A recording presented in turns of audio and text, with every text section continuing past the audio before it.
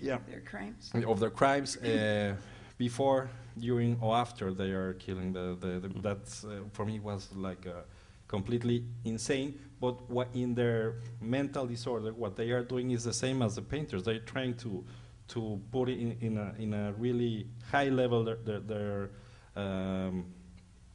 crimes. But we know that that's not correct. That's insane. But for them it's another world, no? So I try to work with that in some romantic way with the fruits and the women and the name of the woman, that everyone begins with the word mar, that means sea, no? Entonces Mara, Marina, Marili, Marta, Maria, no? That's what I try to do in this scenery. No? Were you familiar with some of Cindy Sherman's imagery at this point? Yes, at the time I knew, when I began making photography, I don't know no one, not even Manuel Alvarez Bravo. I have to tell you this. I was completely lost in history of photography. I liked more painting, so I knew more about painting. And yes, I knew Cindy Sherman, I knew Oscar Reglander, I knew the origins of photography. For me, Hippolyte Bayard, it's one of my heroes. I'm sorry, who is? Hippolyte Bayard. Hippolyte Bayard. Bayard. Bayard. It's one with when he represents himself as a drowning man. I'm telling you about 1839, I think. It's one of the first pictures.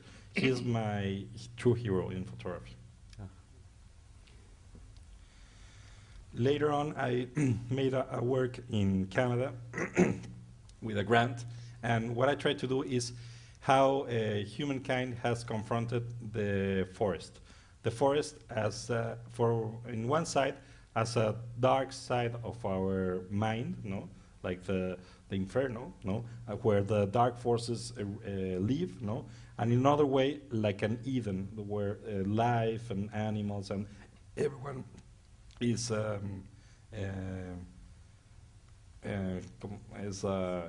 it's like an ideal world. No? So what I try to do is between literature, for example, the first image on your left. Yeah.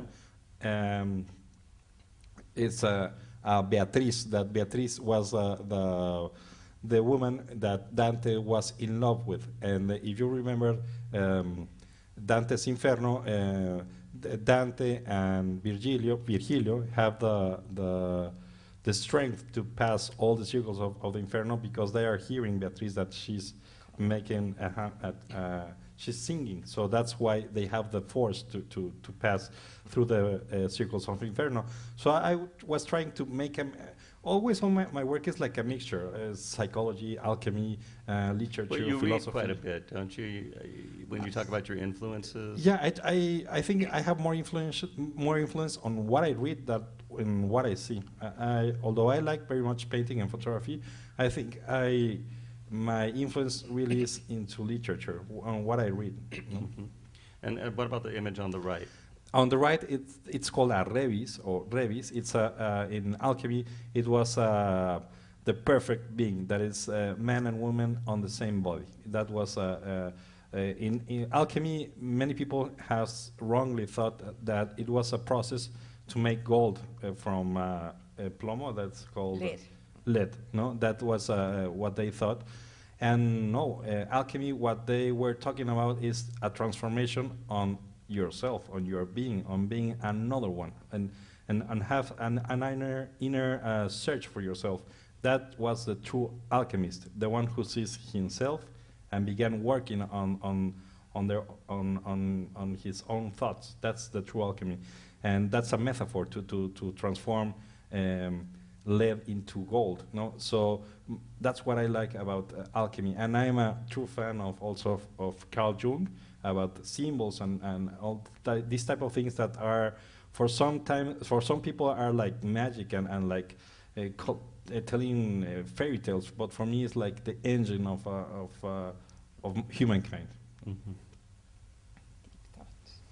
Mm-hmm. Well, people will think that I'm a little bit insane, but when I went as a child to the circus, most of the people went to the circus to have fun, no?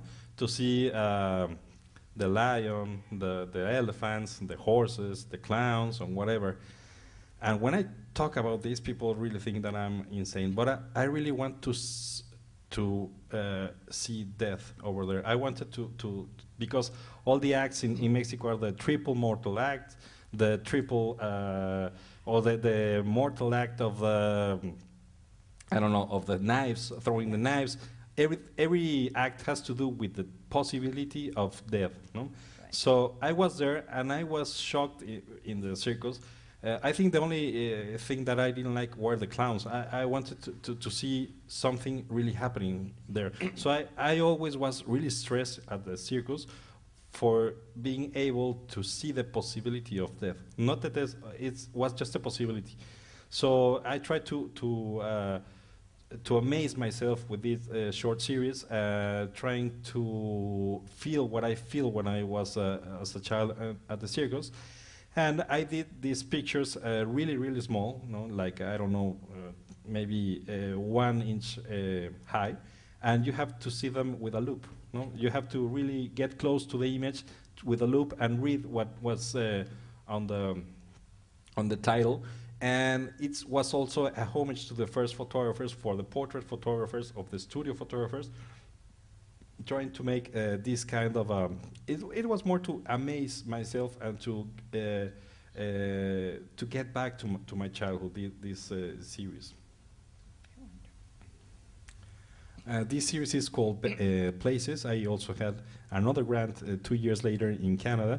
And what I realized in this part or in this series is that I was in places that physically I have never been there, but mentally I was been there before. And I was been there before because of cinema, because of TV shows, about many things. And I wanted to take pictures of places that I had in my mind, not that I was standing there. So that's when I began working also with my camera lens, and I began to modify modern camera lens to convert it to a Petzval lens. That is, in the origins of photography, it was a lens used for portrait. So I modify modern things to look alike, for me, images from my own unconscious, of my memory, not a picture, not a photo. It was, if you see, it was almost the same search as when I was beginning. Most of the times, what I'm trying to do is to take pictures of my unconscious, not pictures of the real world, of what I have in front of me. Now, this is, I think, the first appearance of a kind of lighting, of special attention to lighting that we're going to see in some of your subsequent work. Yeah, I think, and it was the first time I was not staging. It's also, for me, was also something new, because I have the things in front of me, and I just have to look for the vantage point, for the place I wanted to take pictures.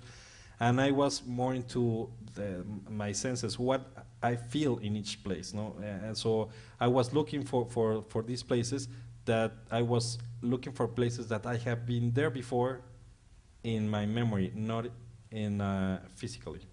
Well, and with the light, to me, these seem almost surreal, or as if there's a kind of a psychological mood that you've managed to bring out in these places, which I think fits into your idea of them being in the interior of your mind as well as in reality. And I'm going to tell you something that I don't know if you will see it the same way as I do, but what I try to do is that these images are the beginning, the middle or the end of a story. I wanted them to be really narrative, that something is going to happen there.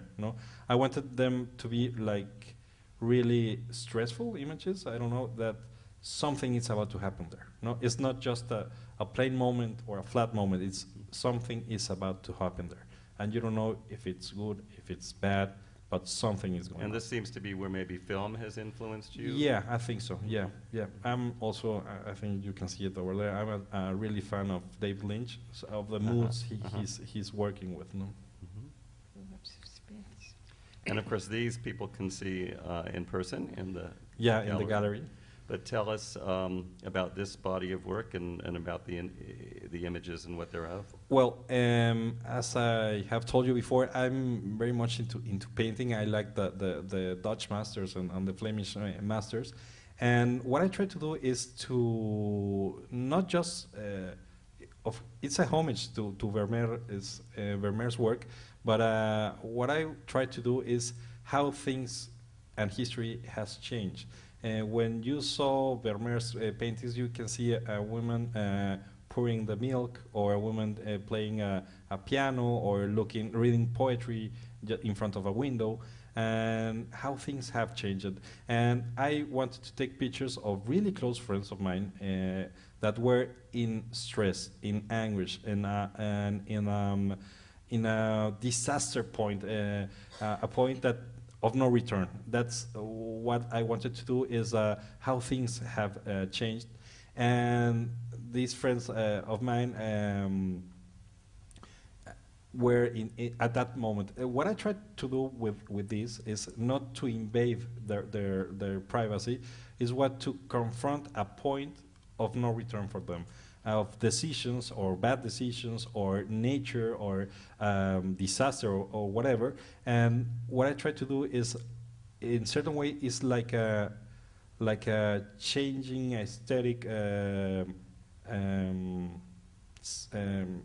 sense, not sensation. It's a part of their lives that, although it's drama, what I'm telling you in the morning is that for Greek theater, there has to be drama and comedy. There cannot be just drama or just comedy. You need both. And what I like about drama is that, in certain way, it's a way of contemplation. To contemplate your own life, of who you are. That's, I think, in certain way, that's what I have tried to do since the beginning. Is to know myself. Is to reach. Like an inner search for yourself, of who we are, that's the. Let's talk a little bit, though, about these are friends of yours, correct? Yeah. And they're in their home environments? Yeah, that's their homes, and those were the period where they, in certain moments in their life, at left, we have a photographer that is called Jimena Bercochea. At that moment, she was on a really deep depression, and she had to take pills. So she was sad that she could not she could not have the force to get out of that depression without pills. So she was really sad because of that, and she has all these medical things. So I went to his home. I talked with her. I told him I wanted to make a picture, so I put the camera, the tripod, the lighting, because although it doesn't look like, there has a lot of things going on for the picture, you know. So and you used filters, right? Yeah, I used to I always use filters in my camera or in the lights that I'm doing. If you see, there's a strange mood because I have green light and orange light. So it's the two colors that are completely. It's not nice seeing those two colors. Dissonant. Dissonant. Yeah. So that's what I try to do, is to make not a cozy atmosphere for them. I want to make a psychological unease. Yeah, and apocalyptic in certain way. Colors that are of doom, of fire, of that's what I try to do in these situations. And on the right, that's my half sister, and she just opened an envelope with medical exam when they are telling her that her mother is about to die in 2 months because of cancer. And this is not, in a sense, this is not staged. This is what's really happening. It's happening. It's an equivalent of what we now see as reality television. Yeah, because it's based on their true lives, but I'm trying to make it like a nodal point with a picture, like a point of no return, and I wanted to take a picture of that moment. If you talk to any one of them right now, they can tell you that that moment changed their life forever. Mm. And as far as while you're photographing, you talked with us earlier today about Yeah. your process and when you take the picture. Yeah. You want to share that with us? Yeah, usually, well, for this project, because I work with really big cameras, this is our film cameras, as the one you see in all movies that you have to put your head beneath a dark cloth. What I tried to do with my friends is not that they were confronting someone that was beneath the technical thing, the camera. So I was not under the dark cloth and giving direction. I was on my side of my camera. The camera is loaded, and I'm talking with them. I have the cable release with the camera, so I'm talking with them. And when I know that they're making a gesture or whatever that I know it's the moment that I'm looking for, I will make the click. I don't And like. they're not necessarily aware that you're taking the picture. They're at not that aware moment. because I'm just talking with them, and it's noiseless, the cable release, because it's not an electronic shutter, it's a mechanical shutter that is almost no noise, and they can have music or whatever, and they're talking with me, and I'm just talking with them, and when I see that's the moment that I wanted of them, I will take the picture, because if they are aware that I am. Of course, they are aware that I'm taking the picture, but I cannot tell them, turn to your right, move your hand, move your eye, now look like you're sad. No, I cannot do that, because that will be too static. No? Too artificial. So that's what I'm looking for. And for example, when Claudia, that is called, that was just about open the envelope, she just turned white when she read it, and she was not aware that I was there. Although I had the camera and the flash and whatever, I take the picture, and she was like in another place. She was, no. And that's from the series Desierto, that's in the desert of Mexico. And what I try to do is to make a link between art history and Latin American art, or Latin American photography. And usually in art history, you will never see Latin American artists as the, although we have really important artists and photographers, usually they don't appear, because who makes the books are who make the history. And usually in Latin American history, we usually don't have the money to make books and exhibitions and to make like a worldwide confrontation of the work. So what I try to do is to work with illness, with disaster, with failure, with all these type of things, and I go to research and to look for paintings, engraves, photographs that had been doing that representation of sickness, of illness, of disaster. So I traveled to the desert of many deserts in Mexico. This is in Cuatro Ciénegas in Coahuila. That many people don't think this is a desert. This is a unique place in Mexico where there's ponds of water in the middle of the desert. And this is a pond, one of those ponds in Cuatro Ciénegas. And what I'm doing is try to represent myself as a martyr, as someone that is suffering in certain way, and I'm suffering because I'm in a really high degrees of desert heat. In the desert heat, you have to imagine a desert with really low little water, so the water is not cool. It's really hot, and it's full of mud and bugs and snakes and So what I try to do is kind of performative for me, and I want to suffer in those images and to take picture, and it's kind of that. That's what I'm looking for in this series, to work with failure, disaster, and it has to do with again with knowing ourselves, to make a novel point in our lives that will change forever. And I think that has to do, well, I'm sure that has to do with my own life. I think that when my mother died when I was 9, it was a departure of for someone, so for a different life, completely different life, no? Because as Fernando said, when he was born and I was born, our lives, although we are brothers, we have completely different stories, no? It was, so I think that point was a point of no return and a point that changed my life forever, no? So that's, I think that's why all my work has to do with that, with a point of no return, no?